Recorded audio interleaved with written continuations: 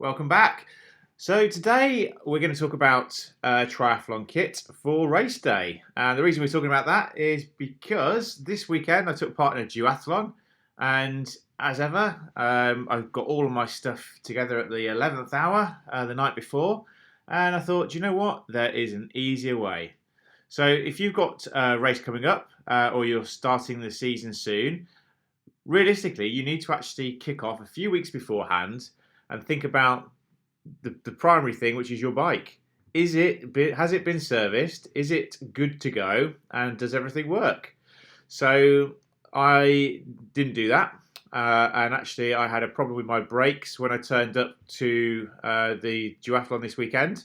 And I also forgot to take my Allen keys, so I couldn't fix it. So best part of my morning was spent scrabbling around trying to find the right sized Allen key so I could tweak my brakes. Could have been avoided had I listened to myself and actually done a checklist beforehand.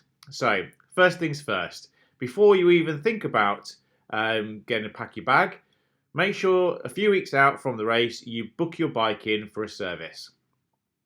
Just get it looked over, make sure everything's working, and that way, come race day, you're going to have no issues with the bike. It needs to be roadworthy. Brakes need to work. Check for corrosion, especially if it's been, if it's TT bike and it's been sat in the garage or if it's been sat in your bedroom, like some people, and not been doing anything for a year. Tires, check they've not corroded in any way, and that they're holding pressure well. But easiest thing to do, go get it checked out by a professional, get it serviced. Get your bottom bracket taken out, get it lubricated, get all the gears, etc. Get all of the gears checked over. Make sure that there are no issues, and you will be fine for race day. So that's the big thing. The other thing that I would do is if it's a triathlon, I'd check you fit into your wetsuit.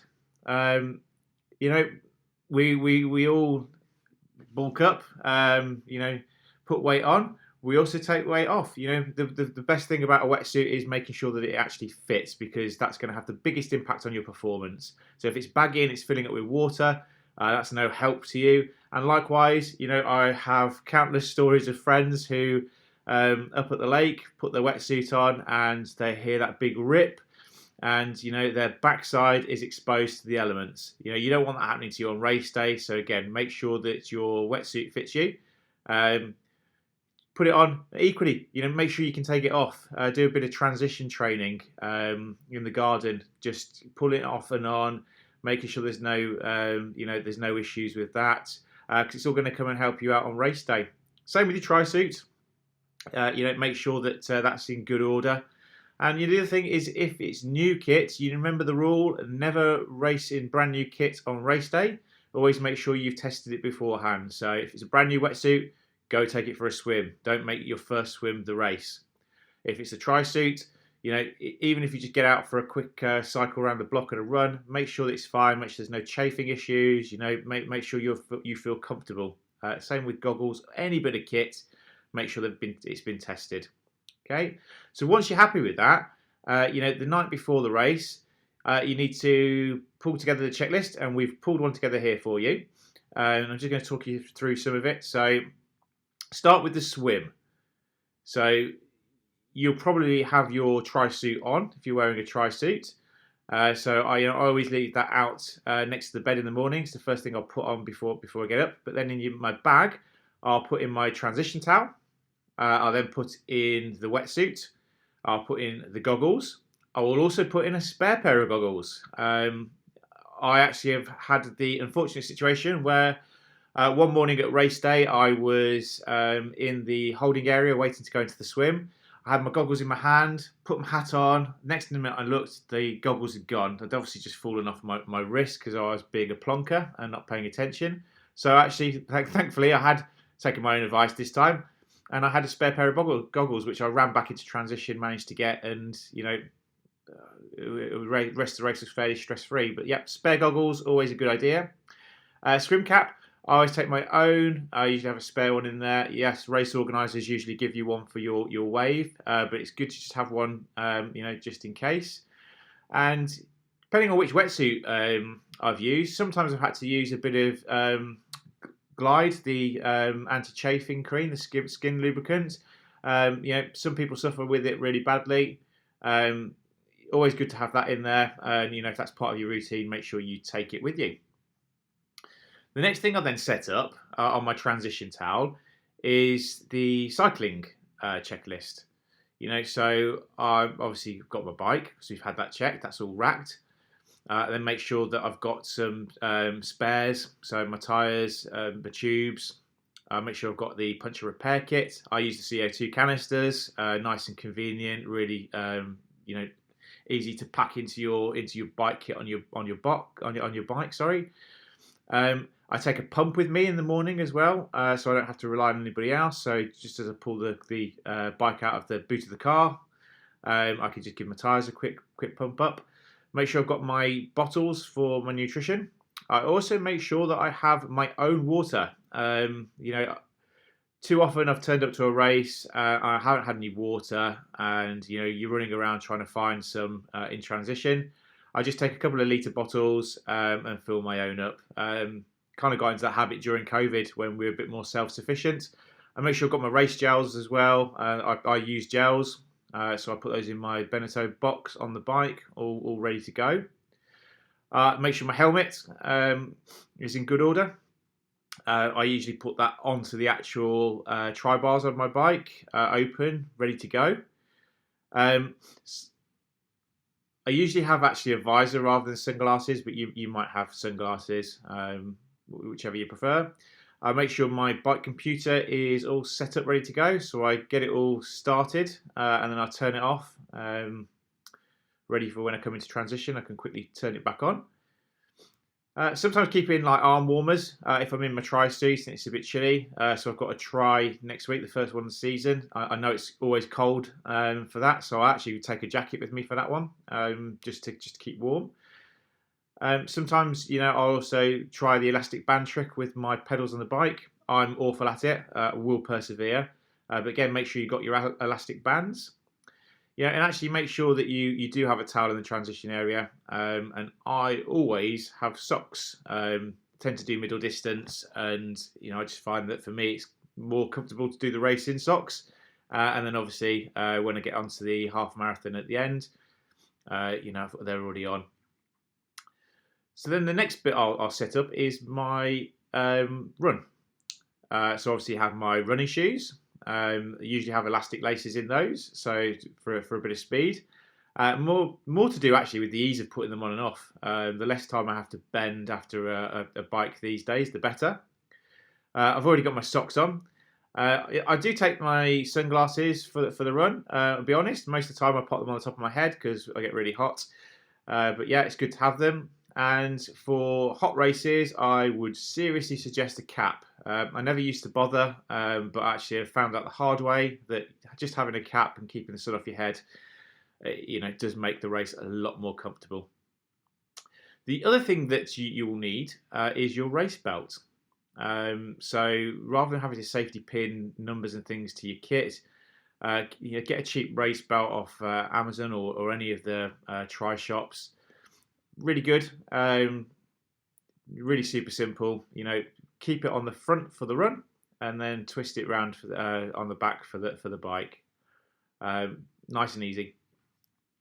Other things to consider are making sure that you've got all your fuel and your hydration. So we talk about the water. I make sure I've got electrolyte tablets in there. I used to use the carb mix in there. I don't so much now. I tend to get my energy from the gels. They just work for me. I have tried the bars in the past, tried all sorts of things, but the gels work for me. Would say that if you are thinking, right, this is my first event, again, I would say that if this is your first event, you need to make sure that you've actually tested your nutrition before race day, just like everything else. The last thing you want to do is come to the run, especially if it's a longer distance race, and have an upset stomach.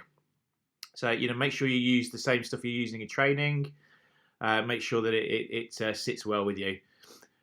So I use electrolytes for my water. Usually you can get the stuff out on the course, but again, just from COVID and the fact that middle distance, it's manageable to carry all your nutrition on your bike. That's what I tend to do. I know what I'm getting then, rather than some non-known brands to me electrolyte, which again could cause an issue later on for me. And actually, I used to have separate salt capsules to help with cramping and things, but the electrolytes I now use actually have that sort of stuff in them, so that's all good. Other things that you can sort of take as well is suntan lotion. Always worth having some sun lotion in there, because again, the amount of times I've done a race, and even just if it's a standard or indeed a sprint, if it's really hot, you do end up getting some rather nice tan lines and possibly even burnt. So make sure that you've got that packed. Make sure you've got your race pack, the night before, if it's been sent out by the organisers, which more often than not they tend to do that now, send you the number, etc. Make sure that's all in the bag, the transition bag with all your stuff. I always carry spare pins, in case the race belt breaks.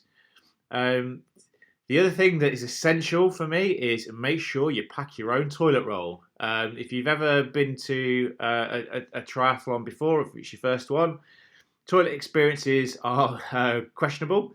It's usually porta potties. There's usually plenty of them, but by the time you actually come into your second or even third relief of the morning before race, that toilet roll gets scarcer and scarcer. So always take your own with you, and you haven't got anything else to worry about. Just all about taking that pressure off yourself on the day.